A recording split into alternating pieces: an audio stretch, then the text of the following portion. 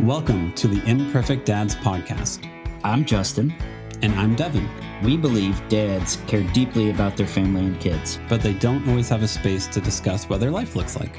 Our podcast is a space for dads to discuss the ups and downs of fatherhood. And how they feel like they're holding it all together. Or how they're not. Thank you for joining us for this episode.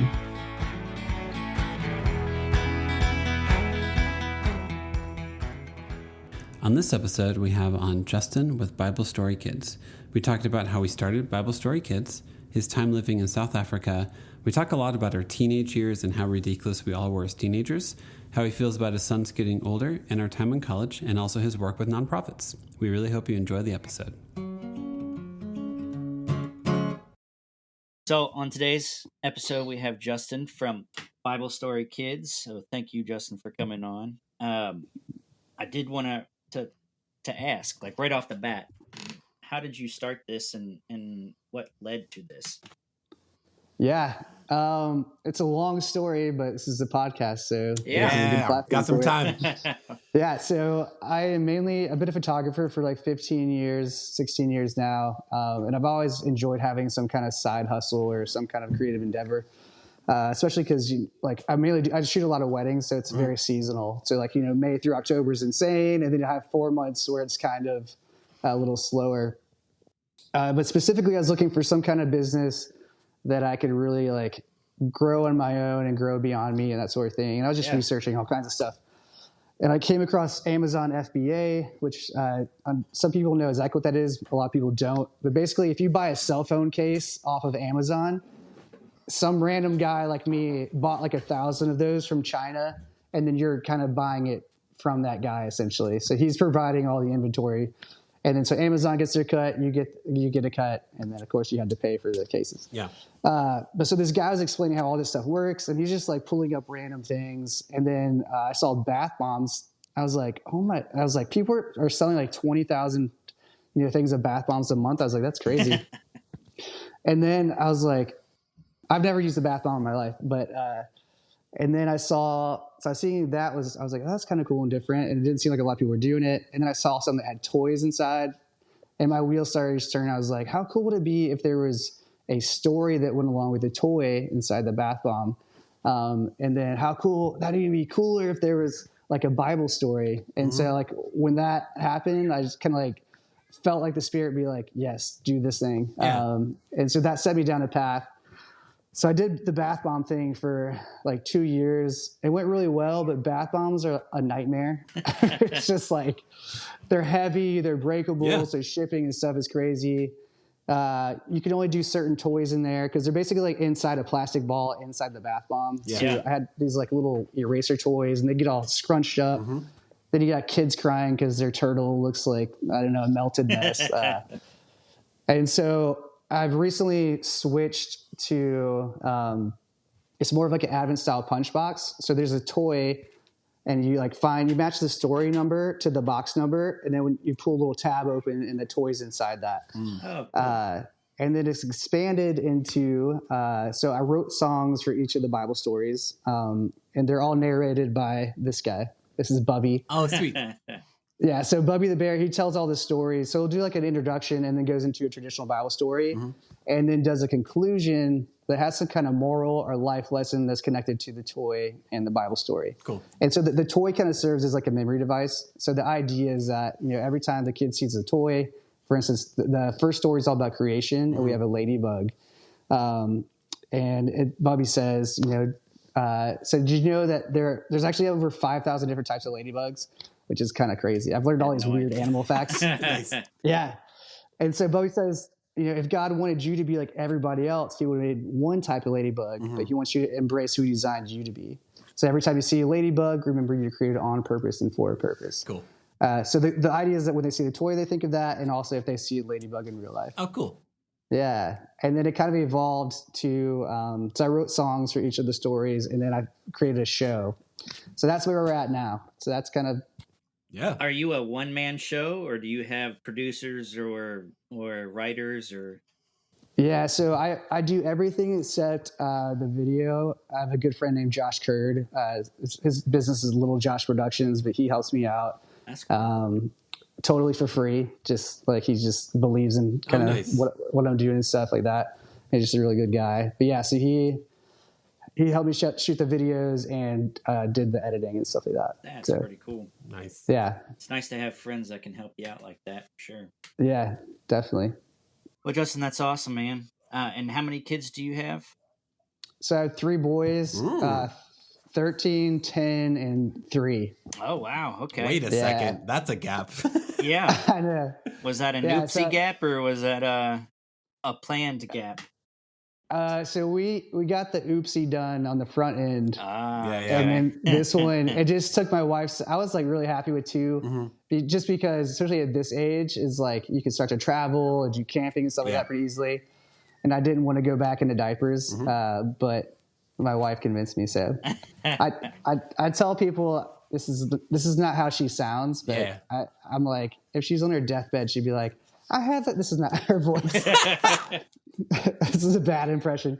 I had the perfect life except for that 3rd kid, So so here we are. What is that SNL skit of the church lady? That's what it. You mean sounded Dana like. Carvey being Yes, the church Danny. lady? Is that what I sound like? It sounded like that. That's little nice. What'd she say? That's Justin, nice. OG Justin, you're going like straight up like late 80s, early 90s SNL references here. Yeah, what's wrong with So nothing's wrong with it. I'm just saying. Am I showing my age? Yeah. Well, actually, the gray in your beard is, but that's all different. Oh. Yikes. Justin, too. How old are you? Me, I'm 42. You're 42. Ooh. Oh, okay. You're older than me. Oh, look at that. Man, I'm the wise one. Just call me the wise Justin. That's right. wise Yes. Thank you, wise Justin. We had to figure out what the differentiation was there. you must be using Just for Men to color that beard. I got some in there. I don't see. Oh, I do see it a little bit now. Yeah, they're coming in. What made you want to do? You chose Bible stories specifically. What made you want to choose Bible stories? Yeah, so part of that, I didn't mention this earlier, but one reason I started the Bath Bomb and Bible Stories thing is like, I don't know if y'all have experienced this with your kids, but they went through a phase, they just like did not want to do bath time. Okay. And then so by the time I got them, like wrestled them into the bath and got them out and stuff, I was like, man, I'm just exhausted. I don't want to do Bible stories. Yeah. So I was like, what if we just threw it together? So everybody's happy and they do Bible stories and stuff like that. And then I do. It's funny. So I used to be a youth minister. I was a youth minister for 4 years. I never felt called to that until like I was called, if that makes sense. Like I wasn't like, oh, I want to be a youth minister. I'm going to go to college and study like ministry and stuff. And then basically, if you told me I was going to be doing what I'm doing now, like 10, 15 years ago, I'd be like, you are crazy. That's not me, bro. So, but I've always kind of been looking for a place. I just have lots of interests, like creative things. And, this is finally like my bucket where I can use, create like writing stories and writing songs and like performing and like, And I've thought about being a counselor before, stuff like that. So it's just like this weird combination of personality traits and skill sets that has finally kind of like God gave me a bucket to put all that in. So it's been a lot of fun. Nice. Okay, I'm going to ask a very specific question because other wedding photographers I know, I feel like are this also. Are you by any chance an Enneagram 7? No. Okay. Because a lot of 7s are very much like wedding photography is like as chaotic as you possibly can be. And I feel like most people I know who are that are 7s because it's like, it's just so much newness every single time that they're just like getting very excited about it, you know? Yeah. I think I'm a 9 or a 5. Okay. Because I think maybe I want to be a 9 real bad, but everybody's like, you're definitely a 5. So I do know I took the Myers-Briggs again, like last week. And I'm always like INFP or ENFP. Like my I and E is like right on the. So like I get like weddings are fun for me. Yeah. And like it brings out something that I usually am not sharing, just like a little more extroverted. Yeah. But then like the next day, I'm like, I just want to go. Yeah. Nobody look at me or talk to me. I just want to walk around and like listen to Sigur Rós. Yeah, that's fair. Just zone and be atmospheric for a day. That'd be great. Yeah. Yep. Nice. So Myers-Briggs. I need to take that one again. I just took the Enneagram a couple of days ago and didn't text to Devin. What number are you? I'm a 4. We are You're both 4? 4s. Both 4s. So, What's the title of that one? yeah, it's the romantic. It basically is that you believe something is inherently broken within you, and that to counteract it, you try to be special or unique in most scenarios. So people can go, "Oh, Hence you're the so podcast." exactly. Yeah. You're so unique. How could you must be worth loving?" So like Okay. Enneagram stuff is mostly like there is some, if you want to like get super nerdy about it, there's some there's some childhood protection technique that you created that now as an adult you're still living into that doesn't serve you anymore. So like as a kid, I thought for some reason that I was broken. So I listened to a lot of weird music. I did all this stuff to be like, pay attention to me and don't notice that I'm broken. Notice how special I am. So Yeah. if you were a 5, it would be that like, hey, I'm going to like, I have to deeply research everything I touch. Because unless I feel like I'm deeply researched, I must like, what value am I bringing here? It's like to counteract stuff. Yeah. I think I'm a 4 then. Like, okay. I mean, I think 4 is the one people that know me think I am. Yeah. Yeah. 5 is no, I'm nothing like that. Yeah. 5 is the investigator. No, yeah. 5 is like, you have way too much entrepreneurial energy to be like, you can still be an entrepreneur and be a 5, but 5s like stall out in research. Where they're they don't take action because they're so busy researching that they don't know what to do. So yeah. I'm the opposite of that. I'm like, oh crap. I'm like, I just spent like $30,000 on bath bombs. And I haven't done any research. Yeah. And now I'm going to figure it out. Yes. Which is very entrepreneurial. Yeah. It's very entrepreneurial in which you jump first and then figure it out later, which has its own benefits and drawbacks like anyone's personality. So yeah, definitely. Are y'all's wives like complete opposites? Or are you guys similar? Definitely the complete opposite. Really? Oh yeah. Is Haley an 8? How did you know? I just have a gift. Devin works magic. He knows. Yeah, whatever. Knows more than what he puts on. Unless I was talking about Justin and predicting him. No, my wife is a 3, so that pretty much means that like you gain value by what you accomplish. So you have to. It's very great in America because America is a very accomplished and goal-driven country. So for her, she's very successful. Nice. Yes, that's great. She's very successful and is very motivated as well. So unlike other people in the marriage, didn't know if you know Devin is a stay-at-home dad.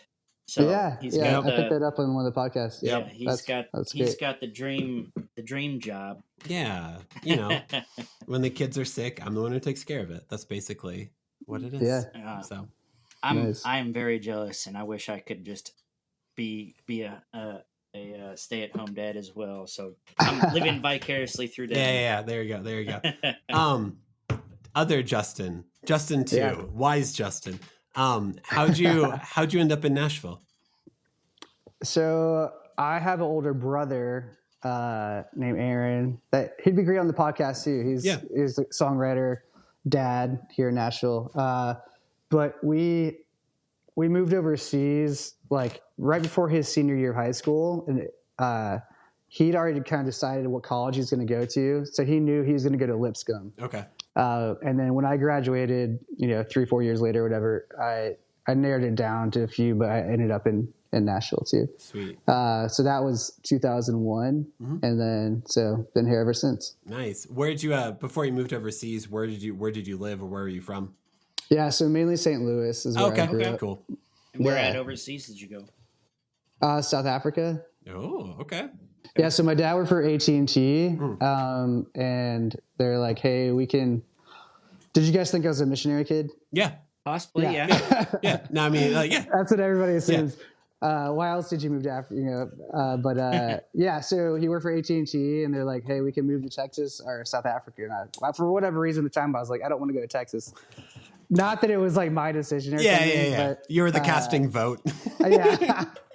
So apartheid ended in '94. And then with all the trade embargoes and stuff like that, they kind of opened back up. And so we moved there in '97. Okay. So AT&T invested into Telcom, which is like their big telecommunications company. Okay. And so he was just like IT manager. Yeah. Man, so it was a great experience for sure though. So Nice. Do you, Yeah. so you did high school in South Africa. I did, yeah. Are you ever going to go Yes. back for a high school reunion? So I think I was a class vice president. So I planned cool. our 10-year reunion, and we did it. So what happened? So I went to international school. Yeah. And so after, like, we had kids from Europe, Africa, Asia, America, like literally everywhere. And so once people graduated, they just kind of went all over the place. Yeah. So I planned the event in New York. So it was just kind of an easy spot for everybody to get to. Yeah. So we've done one. We haven't done like the 20-year.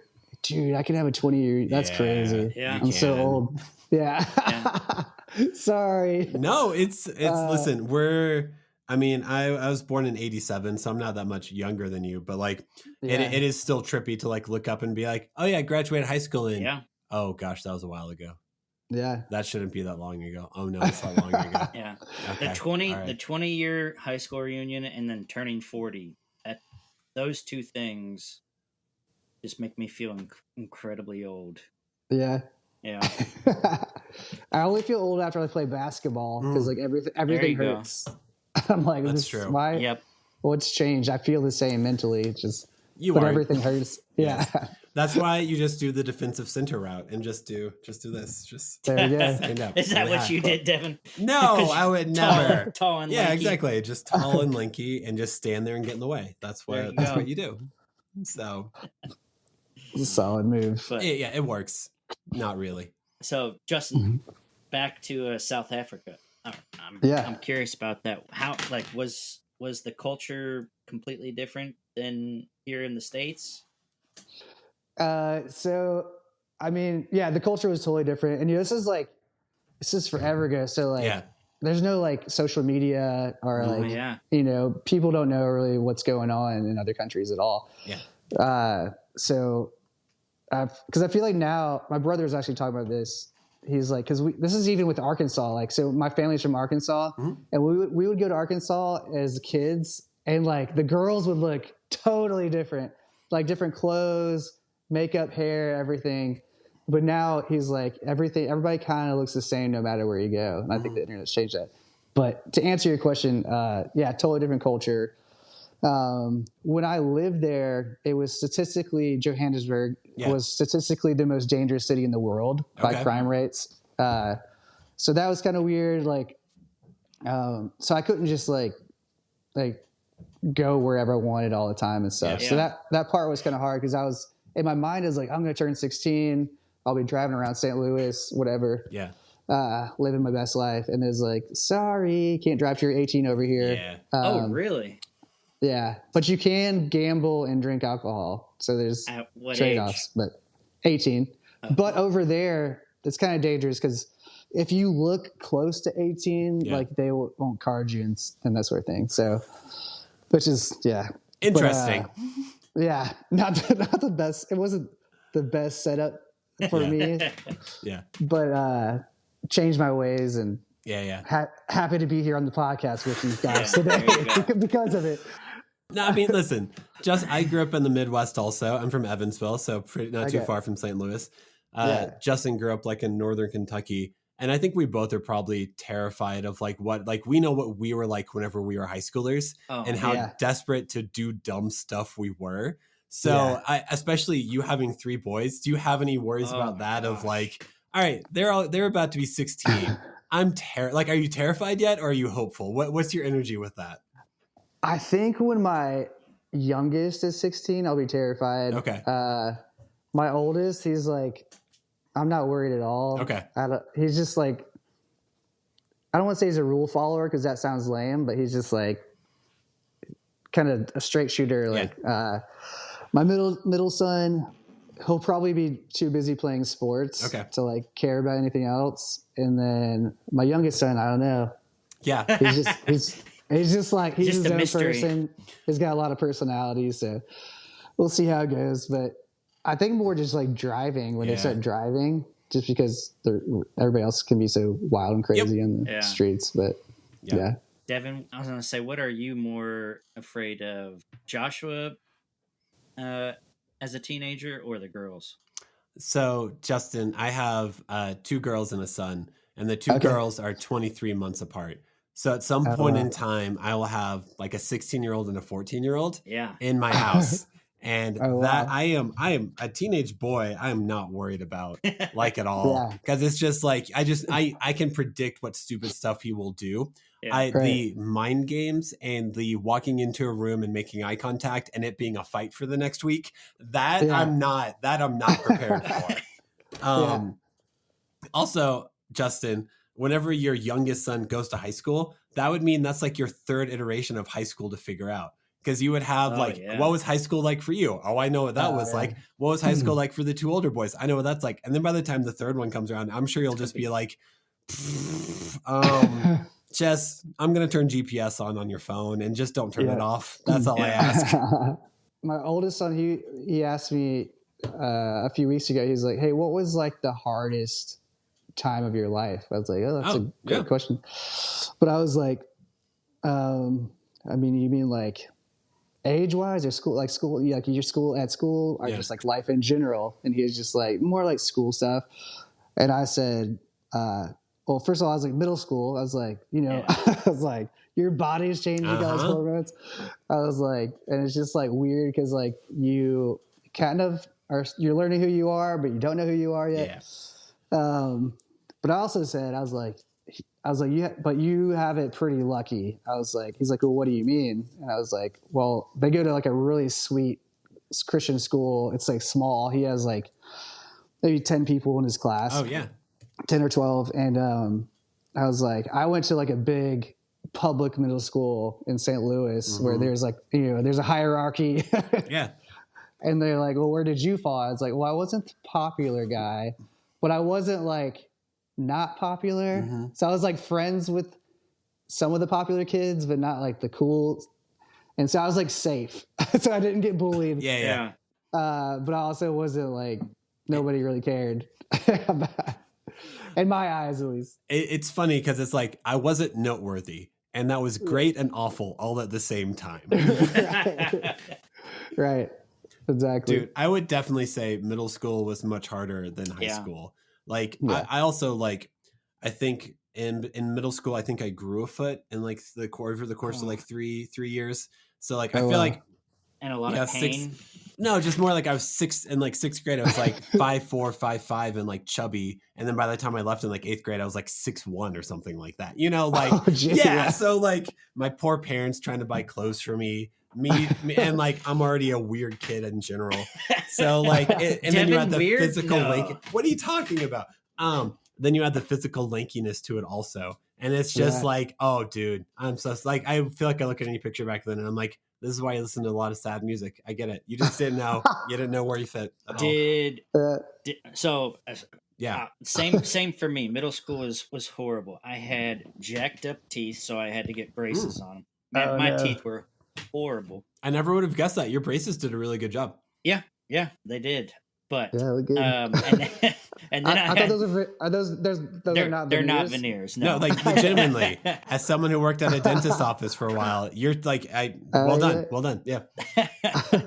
But acne was really bad for me as well, and it wasn't until like sophomore year of high school that I got my braces off and the acne started clearing up. I took that Accutane stuff, so I was constantly dry, constantly just like thirsty. Yeah, like a vampire. You can't go into the sunlight. That's right. Yeah. Or you turn yellow. Yeah, I got really lucky. So like, I mean, I had pimples and stuff. Yeah. But I never had to get braces. But my poor brother, he got the brunt of it all. Yeah. Which was funny. So he had acne and braces, and he was in marching band. Yeah. And then people were like, "Are you sad you're moving to like South Africa?" It's like right before the senior year of high school. And when we got over there, like he rebranded himself. The acne went away. He was the cool guy. That's awesome. So he was like loving life. But so just kind of funny. That's awesome. But acne and jacked up teeth, man. Yeah, dude. That's hard. Buck teeth. These two teeth were separated. Oh, and dude. Inwards. It was a whole mess. But Yeah. Look at you now, though. my sister had bad acne, but like had one side of her jaw growing faster than the other. So Oh, that they had sucks. to Whoa. they had to break her jaw, Yeah. wire her mouth shut, Ooh. all that jazz. So at least I didn't get that. Yeah. Did she have like the headgear thing? No, she didn't have the headgear thing. She just, Oh, I mean, literally okay. her Was mouth just was wired wired shut. shut. Yeah. Yeah. Ugh, Dude. Had to that's drink out of a dramatic. straw, eat out of a straw. Yeah. So, Dude.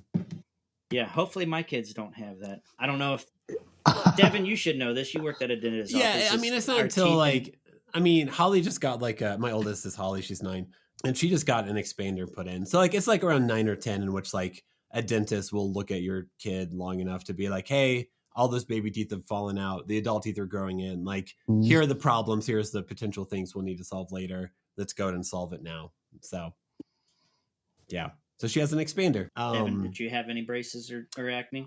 I didn't have braces. I probably could have used braces. I don't remember having that much acne. I mean, I of course had some, but like I never had to be on medication for it or anything like that. Gotcha. I know my brother definitely did. He's older, but nope, I didn't. I just have always looked this good. Mine. No, I don't remember having acne issues. I was definitely overweight, like in middle school, before I grew a lot. But like more that than I feel like that was more where like the pain point of embarrassment was going from like chubby to lanky and being like and trying to like walk, you know, whenever your body's growing that fast, like and just not being good at it at all. So yeah, may us all be empathetic towards our middle school selves as our kids enter into middle school. So Yeah. Amen to that. Yeah, it's tough, man. It's tough growing up. That's something that I was very conscious about. Like, they are like Bible story books. yeah, But it also tackles like real feelings. good. And tries to give kids like tools to know how to like, what do you do when you're angry? Like, I know like I'm not supposed to like hit people, but like, what do I do with this emotion? Yeah. And so there's like, so that's a big part of my mission is kind of really like giving kids practical tools and biblical truth. Like you, no matter what you're hearing at home or at school, like here's like what God has to say about you. Mm-hmm. And so what age group? it's all over really. I mean, really like 2 to like 7 is kind of like so they're like 5, I think 5-year-olds is really like, it's entertaining still. And, it's like they're really kind of can grasp some of those concepts with like the emotional side being tied into the spiritual, like the biblical side of things as well. That's cool. Now, I think that's one thing that like a lot of dads come in here and say is how much they felt emotions and felt things strongly whenever they were kids, but there weren't really mediums of expression for them. Like there weren't mediums to be like, hey, you're angry. Like most people feel angry. It was just like, you feel angry, go to your room until you aren't. And it's like, well, that didn't really do anything with my anger. That just made me hide it. I don't think that makes anger better. So I'm glad you're trying to figure out how to help kids figure out how to communicate, acknowledge things within themselves, and then tied in with a higher power as well is always good. Because man, that is hard. That is hard to navigate that, even with a 4-year-old and navigating those issues and those emotions. I don't know how Josh is or your kids are, but Ada, did you say 4 or 40-year-old? Because I feel like with 40-year-olds, it's also can be difficult. Oh, I said 4. Oh, sorry. Well, it's tough too because they're all different. Mm-hmm. Like you think you get things. You're like, all right, like I figured this thing out with my first kid. Now I'm gonna crush it with the second. Yeah. And then like, nah, it's not working. Like it doesn't. Nope. You got to approach things. They're so individualistic. Yes. And their needs are so different that it's like, I don't know. There's some good parenting books out there, but at the same time, it's just like every kid is so different that you never know what's gonna work for them. Yep. Yeah, that's cool. It's very true. I feel like you realize that immediately when you have your second kid and you try to do like the same comfort techniques you did for your first kid, and that kid is like, "Get off me," and you're like, "I thought I was going to be a hero. This was supposed to work." Never mind, dude. I am having that right now. Are you really? With Briar? So my daughter is 3 a little over 3, same as Devin's youngest, Josh. And then my youngest is 13 weeks, I think. Oh, 13 wow. or 14 weeks. That's crazy. Yeah. So I, for the life of me, cannot get him to like sleep in his bassinet. Like Yeah. I can get him to sleep while I'm holding him, but whenever I transition him, I try to do the feet first. I try to do it on the side. I do everything. I put like my hand on him Oh yeah, and he just wakes back up, and it's damn frustrating because Ada would just fall asleep as soon as she got the bottle. Yeah, for us, like did you guys swaddle? Like I became like a swaddle master, like making baby burritos all day. Yep. Yeah, and I was like, we had our second one. I was like, oh, I'm so excited because I'm so good at swaddling now. I get to do it again. And you put that second kid in there, and he's just like, get me out of this. And so, you just never know. That is exactly how our second born was anytime we tried to swaddle her, she would almost like hurt herself to get out of the swaddle. Like, it's like, so like, get me out of this, that I'm just like, but this worked for your sister. And every single book I read says you have to do this. And it's like, and then she would just fall asleep like this with like she would like Ferris Bueller sleep, and she'd be fine. But every time we try to swaddle her or be like, this is going to work this time, we'd be like, nope. It's like, okay. It's so frustrating in that moment. It takes a lot of humility to realize even if your baby isn't using words, they are clearly communicating to you. And just because you're not willing to listen to the communication does not mean they are not communicating to you. Did you guys try the sign language thing? I did not. Because our first kid, my oldest son, he's like signing like crazy, like the poop thing or whatever. Yeah, like I just remember it from what is it called? Meet the Parents. I'm just I'm Justin. You're only here for late '80s, early '90s references, not early 2000s. Okay, come on. You can't do 2001. Sorry. Yeah. We did like the all done and like more, and that was it. But much more than that, no, we didn't do anything else. Yeah. I mean, those get you pretty far. Yeah, it helps. Yeah. Yeah. So our oldest son was like love sign language. Like I was having to learn stuff to keep up with him. And then our second one and our youngest too, they're just like, nah, I'm just gonna cry. I'm gonna cry until you give me what I want. Yep. Our need, So like, you'll figure it out. It's the worst because it's fun to realize, like, as a dad, you're sitting there and you're like, I'm here to help you, right? And then your kid just screams louder in your face, and you're like, no other relationship I have is this how this works. Normally, I go up to a friend and I'm like, hey man, what do you need help with? You have to like retrain your brain and like you have to simplify things so much in your head of like how communication works whenever you deal with a baby, because it's not how you communicate in your normal day-to-day life. Yeah.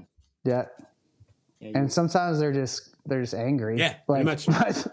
My 3-year-old sometimes like he wants his banana like cut, and sometimes he doesn't, and you don't know. Yep. And if you get it wrong though, you're gonna pay the price. Yep. Yeah. You cut my banana. I wanted this like a monkey. Yeah. And you're like, okay. Or my favorite is like when my 3-year-old will be like, I want cinnamon on top of my banana. And you have the whole cut up banana, and there's literally one piece that doesn't have cinnamon on it. And he's like, this one. And I'm like, dude, I'm batting like 99% here, man. Yeah. Like, give me a break. Give me a break, bro. So when was so we both had kids in September of 2021. Around what time frame was your third born? So let's see, January 10th, 3 years ago. What is this? So 2022. 22. Okay, cool. So was the last one, Nice. So a little past like the pandemic type lockdown stuff, probably, that you didn't have to go through. No, we made sure the world wasn't going to shut down before we did it. Yeah, nice. me and Devin were the ones that were like, it'll be fine, and yeah. End up having to wear masks all the time. We're not allowed to leave the room. Yeah. Every time that somebody would come in the door, you'd have to mask back up. Yeah, for delivery. Yeah. It was. Yeah, so my niece was born, I guess it was like 2020, and then it was interesting to see because they were out in Colorado. She just had this newborn baby, so of course she was like didn't want to leave the house. Yeah. And so it was interesting. Like I helped her. I flew out there to kind of help her and their daughter like come back to Nashville for a trip, so she didn't have to travel on her own. Nice. But it was interesting like seeing her like coming out into the world with like kind of being like apprehensive and stuff. Because I mean with a newborn baby and this like crazy virus, I'd be the same. Yes. But we had been like, I don't know, like our kids are older and we have some neighbors that we're real close to. So we kind of had our own little like bubble. Yep. So I was used to like being around people and all that stuff. Yeah. But all that to say, I'm glad I didn't have a baby. Yeah. In 2020, 2021. Yep. That'd be tough. It was. Yeah. Justin, original Justin, do you have any other questions for other Justin that you can think of? Just trying to think of like what else about the Bible Story Kids. So you guys, if I am not mistaken, at the very bottom, you guys have like a 3 meals for a starving. So every box that you sell does 3 meals for a starving child. Is that correct? Yeah. So every time we sell, like it's called the Bible Story Adventure Set, which is like the book and the toys and the punchbox thing. So every time we sell one of those, we make a donation to feed my starving children. That's and they're really good. I took some time and prayed about like what kind of who to partner with. Yeah.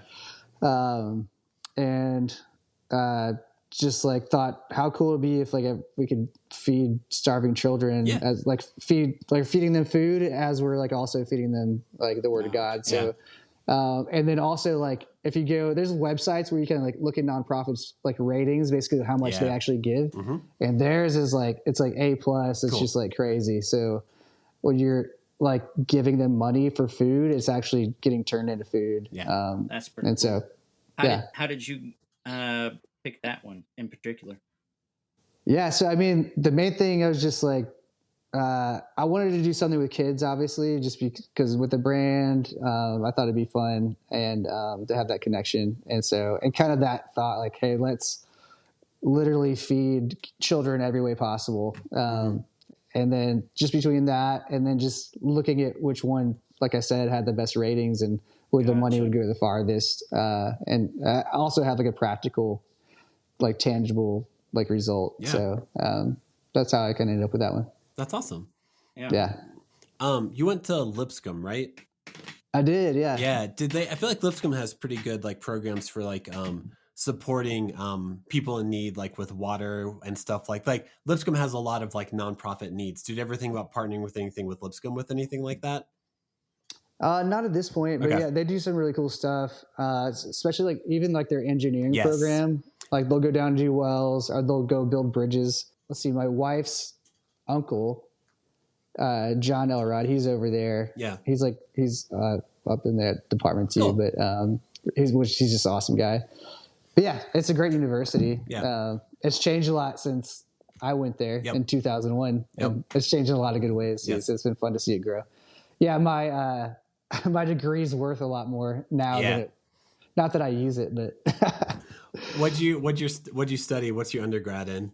Oh gosh, it's basically undecided, but it's oral communications, which is like talking. Nice. There you go. But here's what happened. So I always liked computers. I was like, I wouldn't call myself a computer nerd, but I did win computer awards in high school. Yeah. And it was like we had like the IB program over there, and so like it was like IB computer awards, whatever. But so I got to college, I was like, oh, I'll do IT stuff, like computer science. This should be fun. And then my dad did it, and like it was cool that we got to travel and stuff like that. Yeah. So and then freshman year, I was just like I had to take these basic classes, so I already had like IB credits. Yeah. And then you go in there, and it's like this huge room, just like computers. This is what 2000. 2001, 2002, yeah. And so it's not like everybody has their little laptops. It's like these big bulky things.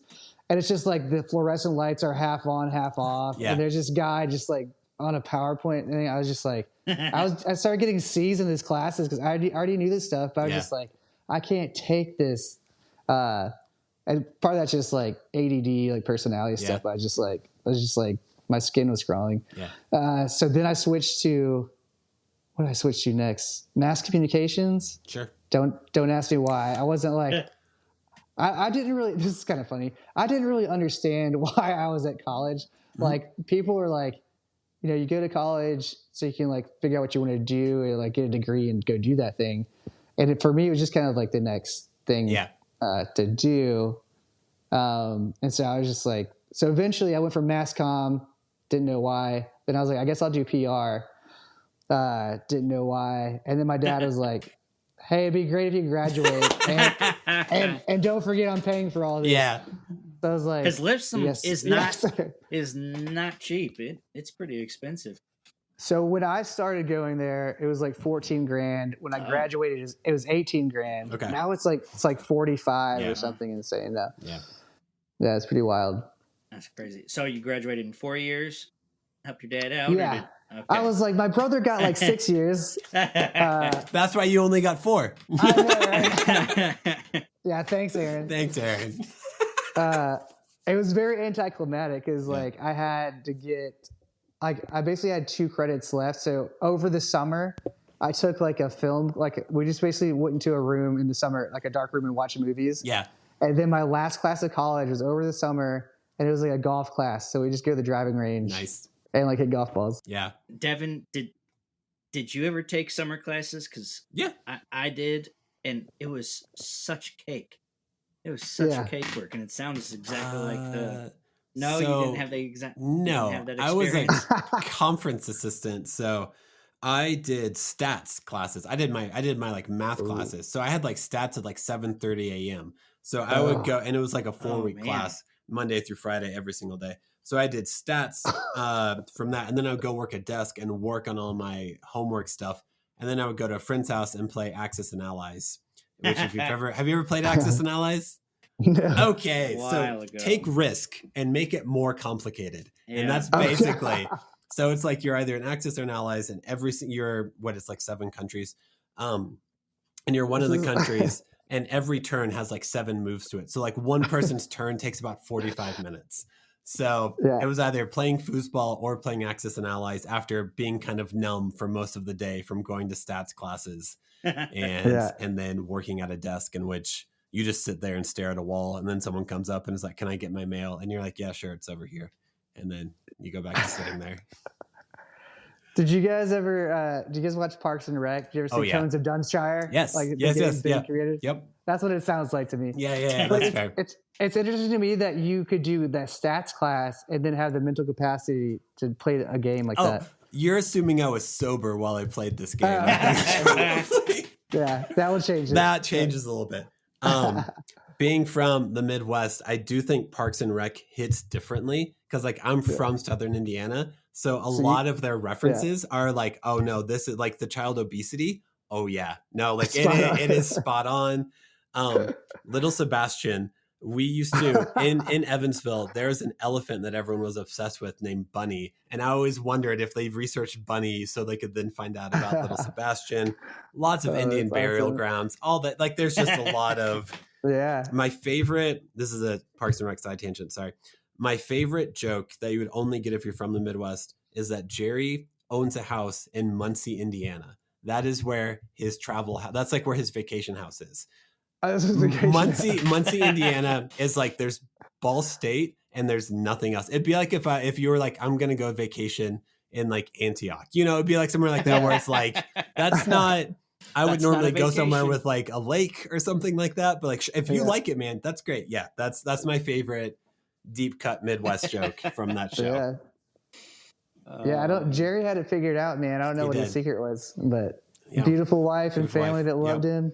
He knew that his validation came from within and from his family, and that's a lesson we should all learn. Yes, thank you, Jerry. Thank you, Jerry.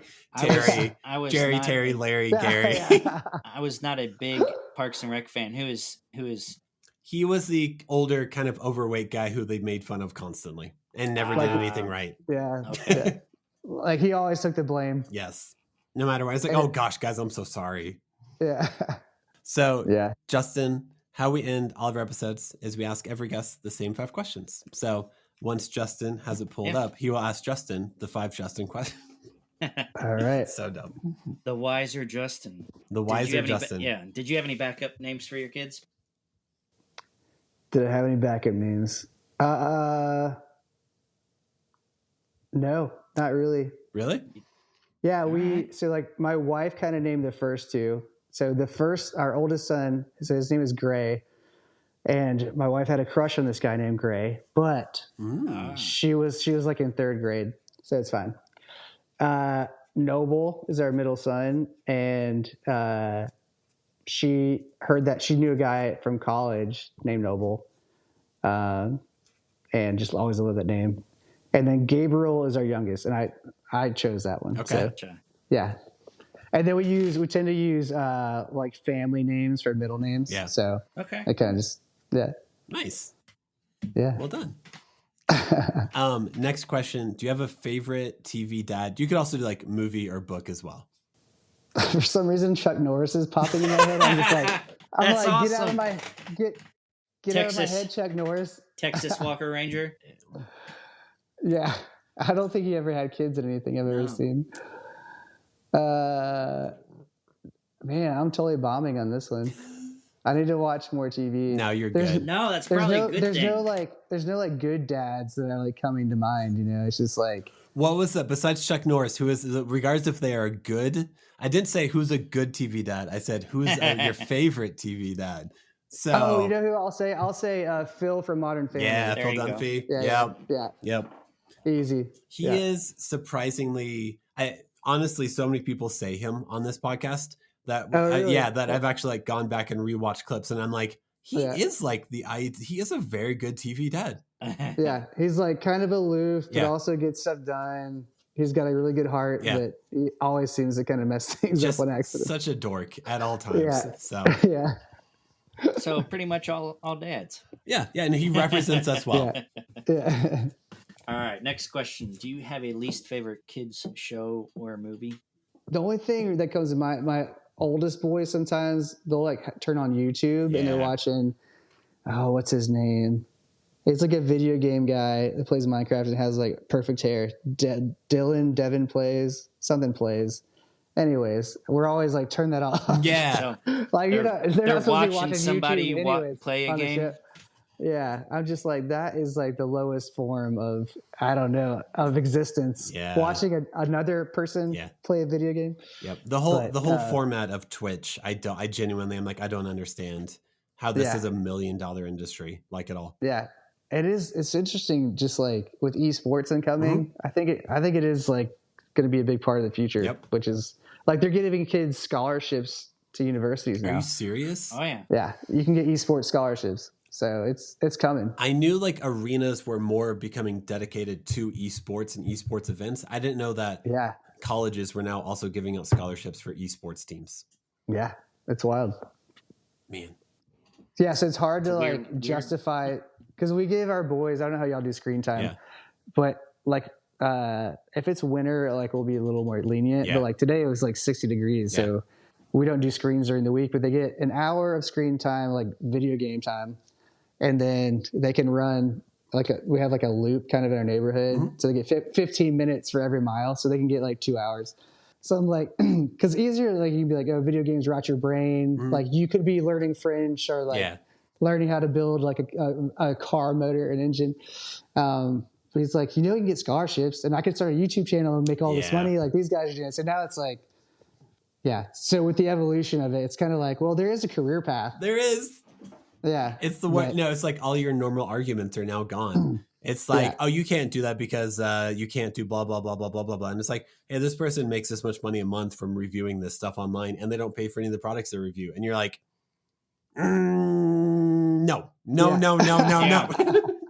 But what kind of kid is he going to turn out to be like? If Like all the other ones, Justin, because it seems like a lot of kids do this. That's what's, Yeah. oh, well, And it's hard that he's really good at video games too. Yeah. So that makes it yeah, hard. and they naturally like it. They're good at it. And then they're like, I can make money doing this that'll pay for college. And then you're like, but I want you to go outside and have social skills.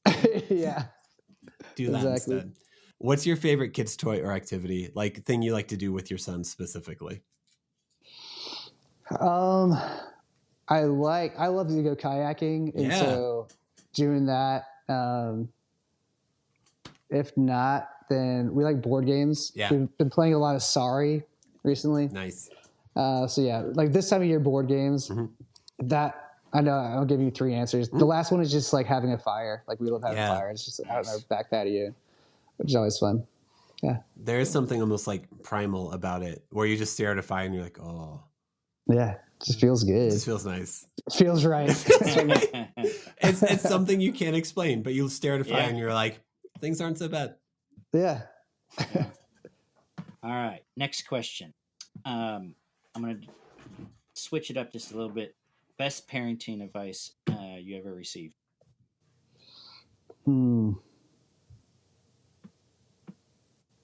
I think kind of going back to what you're talking to, someone was like, hey, you guys are great parents. We said, just every kid is different. So be prepared. And so, which is so true. It's just like, just everybody's an individual. So like you have to raise them differently. They have different needs. You got to speak to them differently. All that stuff. Yeah. Cool. Nice. And then the other thing we do to end an episode is just give you an opportunity for like self-promotion. So if we want to follow, like, do you have a YouTube channel, your Instagram, self-promote yourself? How do we get in contact with you more? Yeah. So the easiest way to find me is on Instagram. It's Bible Story Kids. The website is BibleStoryKids.com. YouTube is at Bible Story Kids Show. But if you go to Instagram, it just has all the links. So that's the easiest way to find me. Yeah. Nice. Yeah, man. Besides that, thanks for sharing some time with us and just sharing your story and letting us know what you got going on. Well, thank you all so much for having me. It's fun hanging out with you guys. Yeah, man. Yeah. Definitely. Yeah. All right. Cool. And have a good day. We'll see you next time. Thanks, Justin. All right. Thanks, guys. Bye. Bye. Thank you for listening to the episode. Make sure to follow us on Instagram at The Imperfect Dads Podcast. And make sure to subscribe and rate us 5 stars wherever you listen to us. The music is provided by the Wildfeathers. And all episodes are produced and edited by me. Make sure to tune in Mondays for new episodes.